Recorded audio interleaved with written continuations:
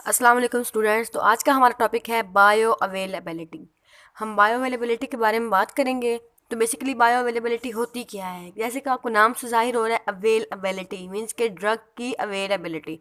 तो ये क्या है कि फ्रैक्शन है ऑफ अनचेंज ड्रग। क्या है फ्रैक्शन, किसकी है? अनचेंज ड्रग, जो अभी चेंज नहीं हुई। फ्रैक्शन ऑफ अनचेंज ड्रग जो रीच करती है सिस्टेमिक सर्कुलेशन में। कहाँ जाती है? सिस्टेमिक सर्कुलेशन में और जो कि एडमिनिस्टर हुई है बाय एनी रूट, किसी भी रूट से, बाय एनी रूट। ये हैं बायो अवेलेबिलिटी के की पॉइंट्स जो आप लोगों को याद रखने हैं कि ये फ्रैक्शन है ऑफ अनचेंज ड्रग जो रीच करती है सिस्टेमिक सर्कुलेशन में और followed by administration by any route. ठीक है, किसी भी रूट से वो एडमिनिस्टर की हुई हो। अब हम बात कर लेते हैं फैक्टर्स की। कुछ फैक्टर्स हैं वो अफेक्ट करते हैं बायो अवेलेबिलिटी को। उनमें कौन कौन से फैक्टर्स हैं कि रेट और एक्सटेंट ऑफ एब्जॉर्प्शन। कुछ फैक्टर्स जो है, जैसे हमने एब्जॉर्प्शन के टॉपिक में पढ़े हैं कि फैक्टर्स जो हैं कुछ बॉडी से रिलेट करते हैं और कुछ फैक्टर्स जो हैं वो रिलेट करते हैं ड्रग से। Factors related to the body हम पहले पढ़ लेते हैं और ये सेम है जैसे कि आपने एब्जॉर्प्शन वाले टॉपिक में पढ़े हैं।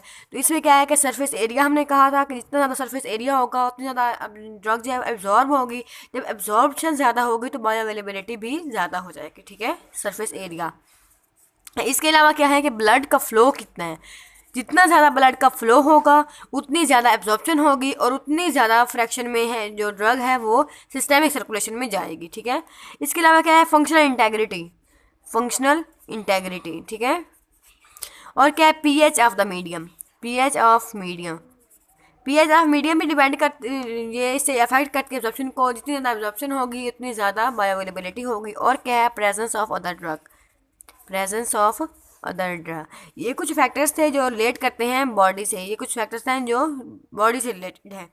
अब हम बात कर लेते हैं फैक्टर्स जो हैं related to the drug. Drug से कौन कौन से फैक्टर्स जो हैं वो रिलेट करते हैं। तो ड्रग की लिपिड सोल्यूबिलिटी जो है वो बहुत इंपॉर्टेंट होती है। कोई ड्रग जितनी ज़्यादा लिपिड सोल्यूबल होगी उतनी ज़्यादा एब्जॉर्ब होगी। जब एब्जॉर्प्शन ज़्यादा होगी तो ऑटोमेटिकली क्या है? बायो अवेलेबिलिटी भी ज़्यादा हो जाएगी। इसके अलावा क्या है कि डिग्री ऑफ आयोनाइजेशन के नॉन आयोनाइज फॉर्म जो है, मैंने आपको पहले भी बताई है कि वो ज़्यादा एब्जॉर्ब होती है। तो जितनी ज़्यादा डिग्री ऑफ आयोनाइजेशन कम होगी तो एब्जॉर्प्शन ज़्यादा होगी और क्या है कि बायो अवेलेबिलिटी भी ज़्यादा हो जाएगी। और क्या है? मॉलिक्यूलर साइज ये भी इन्वर्स रिलेशन है। जितना साइज कम होगा उतनी ज़्यादा बायो अवेलेबिलिटी होगी। इसके अलावा क्या है? फार्मूलेशन भी अफेक्ट करती है बायो अवेलेबिलिटी को। अब हम बात कर लेते हैं कि फर्स्ट पास इफेक्ट की। ठीक है, फर्स्ट पास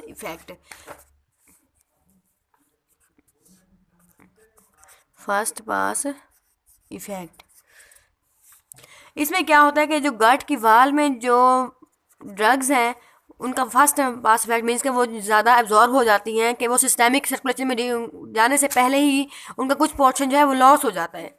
तो उसमें जो गट की वाल में जो उसका पोर्शन लॉस हो रहा है वो उन कौन सी ड्रग है? लीवोडोपा। और क्या है? क्लोरप्रोमाजीन। और लिवर में जो ड्रग्स जो है एब्जॉर्ब हो जाती हैं वो क्या है? आइसोनियाजिड और क्या है? मॉर्फिन। और लंग्स में जो ड्रग्स का फर्स्ट पास इफेक्ट हो जाता है वो क्या है? प्रोस्टाग्लैंडिन्स। ठीक है, अब हम बात कर लेते हैं कि बायो अवेलेबिलिटी को हम कैसे मेजर करेंगे या फिर इसका कोई फार्मूला वगैरह क्या होना चाहिए। तो जैसे मैं आपको बता देती हूँ कि ये हमारे पास अगर एक ग्राफ है और एक्स एक्सिस पे हमारे पास टाइम है आवर्स में। ठीक है, यहाँ हमारे पास टाइम है और यहाँ हमारे पास क्या है? प्लाज्मा की कॉन्सेंट्रेशन। ठीक है, प्लाज्मा की कॉन्सेंट्रेशन कि ड्रग की क्या कंसंट्रेशन है प्लाज्मा में। तो इसमें क्या है कि ओरल रूट और आईवी रूट से अगर हम कोई ड्रग देते हैं, फॉर एग्जांपल ये हमने ओरल रूट से दिया है और ये इसके एब्जॉर्प्शन है और ये हमने आईवी रूट दी है हमारे पास क्या है? ओरल रूट से। और ये क्या है? आईवी रूट से। तो एरिया अंडर द कर्व जो ओरल रूट के जरिए से दिया है और फिर एरिया अंडर द कर्व जो हमने आईवी दिया है सॉरी। तो इससे क्या है कि हम बायो अवेलेबिलिटी जो है वो मेजर कर लेते हैं। अब क्वेश्चन ये है कि इसकी सिग्निफिकेंस क्या है, हम क्यों इतना जोर दे रहे हैं बायो अवेलेबिलिटी पे। तो इसके ये है कि कुछ ड्रग्स जो होते हैं उनका जो थेराप्यूटिक इंडेक्स है वो कम होता है। जिन ड्रग्स का थेराप्यूटिक इंडेक्स कम होता है उनकी भी हम क्या है बायोअवेलेबिलिटी के बारे में हम पढ़ते हैं। ठीक है, इसमें क्या है कि जो जिन ड्रग्स का थेराप्यूटिक इंडेक्स कम है वो कौन सी हैं, कार्डियक ग्लाइकोसाइड्स हैं, कार्डियक ग्लाइकोसाइड्स, और क्या है फेनिटोइन वगैरह, फेनिटोइन।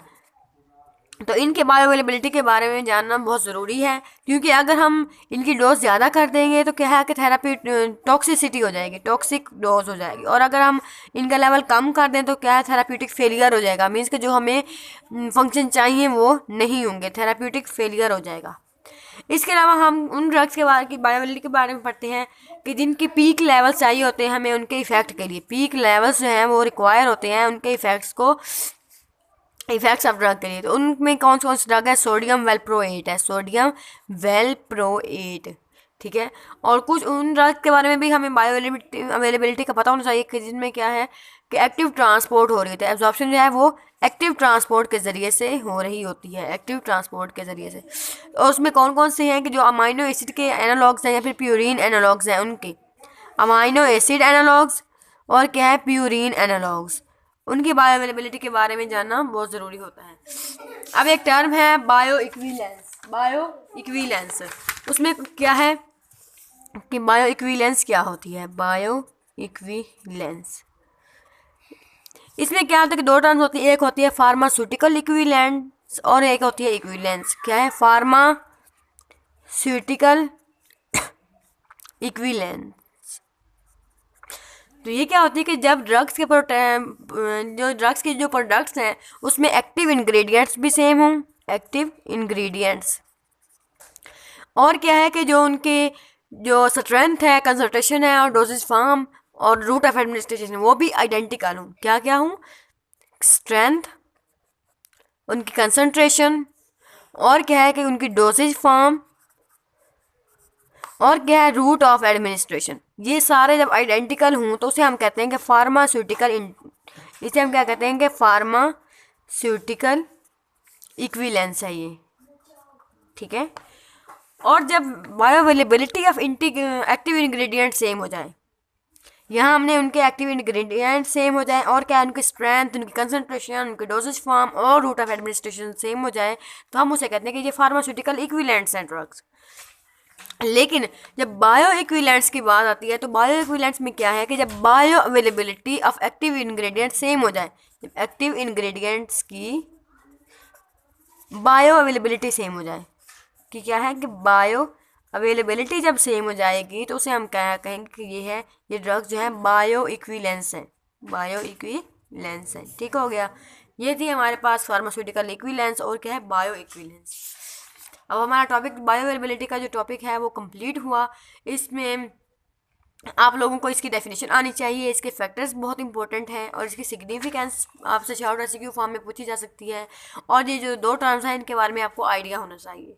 तो अब हमारा टॉपिक कंप्लीट हुआ। Thank you so much.